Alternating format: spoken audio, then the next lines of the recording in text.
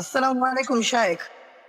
ওয়ালাইকুম আসসালাম ওয়া রাহমাতুল্লাহি ওয়া বারাকাতুহু। শায়েখ বলেন। শায়েখ, আপনাকে আমি আল্লাহর জন্য অনেক ভালোবাসি। খুব খারাপ লাগে যখন শায়েখ আপনার বিরুদ্ধে জামাতি, ইখওয়ানি, খারেকিরা আপনার বিরুদ্ধে যখন কথা বলে, শায়েখ খুব কষ্ট লাগে।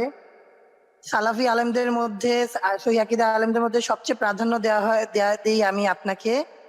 এখন শায়েখ, বিষয়টা হচ্ছে শায়েখ, আমার দাদা মারা গেছে গত 4 বছর আগে। তো উনি একেবারেই নামাজ পড়তেন না, ঈদের নামাজ পর্যন্ত পড়তেন না। তো আল্লাহ মাফ। এখন তার জন্য কি দোয়া করা জায়েজ হবে আমার জন্য? 5 ওয়াক্ত সালাত পড়তেন না? 5 ওয়াক্ত সালাতও পড়তেন না, এক বছরে একবার ঈদের সালাতও পড়তেন না। আউযু বিল্লাহ। জি। আল্লাহু আকবার। মারা গেছে না বেঁচে আছে? মারা গেছে মনে হয় না। সরি, ওনাকে মিউট করে দেওয়া হয়েছে। যে উত্তর দিয়ে দিস সমস্যা। জি জি, ইনশাআল্লাহ শায়েখ সম্ভবত মারা গেছে, তাই তো বলছেন উনি আর কি। খেয়াল করতে পারিনি। জাযাকাল্লাহ খাইর। জি, প্রশ্ন করেছেন ভাই, বড় দুঃখজনক। প্রথম কথা বলছি, যারা আমাকে গালিগালাজ করছে তাদের গালগুলো তাদের দিক ফিরে যাচ্ছে, আমার কিছু হয়নি। রাসূলুল্লাহ সাল্লাল্লাহু আলাইহি সাল্লামকে মক্কার কাফেররা মুজাম্মাম বলতো, মুজাম্মাম বলতো। হ্যাঁ, সাহাবী বলতো, বেদিন বলতো। জি, মুজাম্মাম নিন্দনীয় বলতো। কিন্তু নবী করিম সাল্লাল্লাহু আলাইহি সাল্লাম খুশি হতেন, বলতেন সাম্মানিল্লাহু মুহাম্মাদ, আল্লাহ আমাকে প্রশংসিত মুহাম্মদ নাম দিয়েছেন। আর এরা কাফেররা মুজাম্মাম বললে এদের বলার কি হয়? তো কথা হচ্ছে যে আলহামদুলিল্লাহ কোরআন সুন্নাহর পথে আছি, কোরআন সুন্নাহর দাওয়াতের কাজে আছি। ভুলের ঊর্ধ্বে কেউ নাই, কিন্তু আলহামদুলিল্লাহ যথাসাধ্য পড়াশোনা করে বলার চেষ্টা করি। আর তারপরেও যারা বড় বড় আইম্মা কেরাম তাদের ভুল হয়েছে, আমি কখনো নিজেকে ভুলের ঊর্ধ্বে মনে করি না। আলহামদুলিল্লাহ নিজেকে দুর্বল মনে করি। আর সবসময় পড়াশোনা করি, সারা জীবনটা পড়াশোনাই আলহামদুলিল্লাহ পেশা আমার। আর আমাকে গাল দিলে সাধারণত বদদুয়া দিই না, কিন্তু আমি আজকে একটা কথা বলে দিই যে অনেকে গাল দেয় আমার বাপ মা সহ, তখন তাদেরকে আমি বদদুয়া দিয়েছি। এবং যারা খুব সীমা লঙ্ঘন করে গাল দিতে গিয়ে, গালিগালাজ সীমা লঙ্ঘন করে, তাদেরকে বদদুয়া দিই, মাঝে মধ্যে বদদুয়া দিই। এবং আলহামদুলিল্লাহ আল্লাহ তাদেরকে সর্বনাশ করেছে, দুনিয়ার ক্ষেত্রে ক্ষতি করেছে। এসব করে তারা কিছুই করতে পারছে না। আলহামদুলিল্লাহ তাদের শেষ পরিণাম যা মিসরে হয়েছে, তাই ভারত, বাংলাদেশে আর পাকিস্তানে তাদের পরিণাম ভালো না। তাদের খারেজিদের আর এই শিয়া প্রেমীদের পরিণাম ভালো না। আল্লাহ রাব্বুল আলামিন এদের সকলকে লাঞ্ছিত করুন।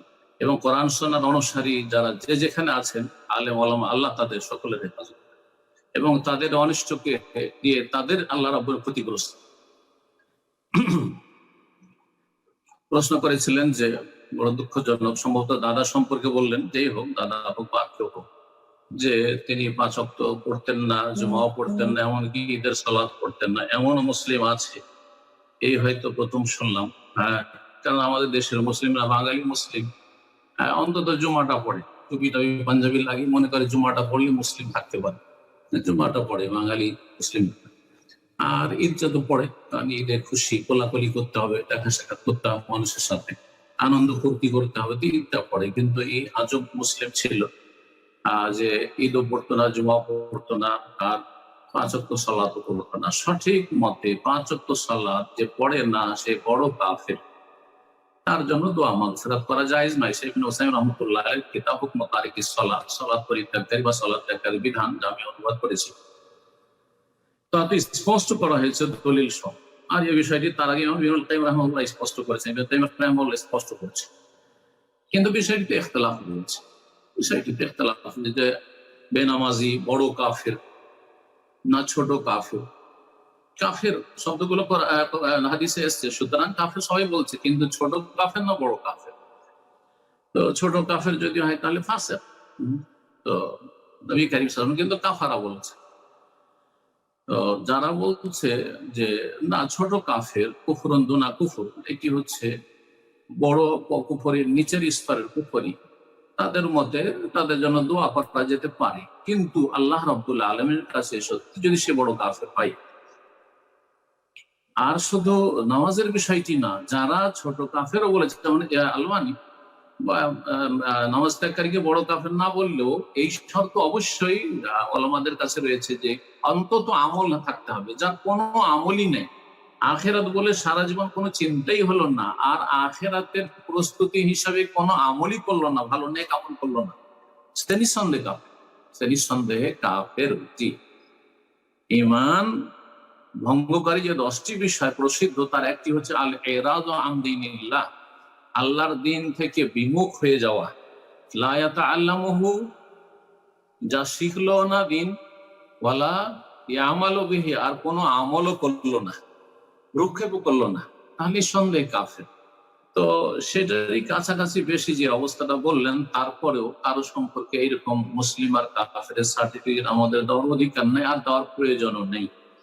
যেটা বলবো যে আপনি দোয়া করতে পারেন, ইখতিলাফে মাসলাই দোয়া করেন, যদি আল্লাহ কবুল করে নেন তো আলহামদুলিল্লাহ, না কবুল করেন তো সেটাও আল্লাহর সুবিচার, ইনসাফ, আলহামদুলিল্লাহ। কারণ আল্লাহ রাব্বুল আলামিন সূরা তাওবাতে নবী মুহাম্মদ সাল্লাল্লাহু আলাইহি ওয়াসাল্লাম রাহমাতুল লিল আলামিন, সবচেয়ে শ্রেষ্ঠ নবী, তাকেও বলেছেন ইস্তাগফির লাহু আও লা তাস্তাগফির লাহু, এই মুনাফিকগুলির জন্য ক্ষমা চাও আর তুমি না চাও, ইন তাস্তাগফির লাহুম ৭০ মাররাতান ফালা ইয়াগফিরুল্লাহু লাহুম, তুমি যদি ৭০ বার করে ক্ষমা চাও যে আল্লাহ এদেরকে মাফ করে দাও, ক্ষমা করে দাও, ফালা ইয়াগফির, কখনো আল্লাহ মাফ করবেন না।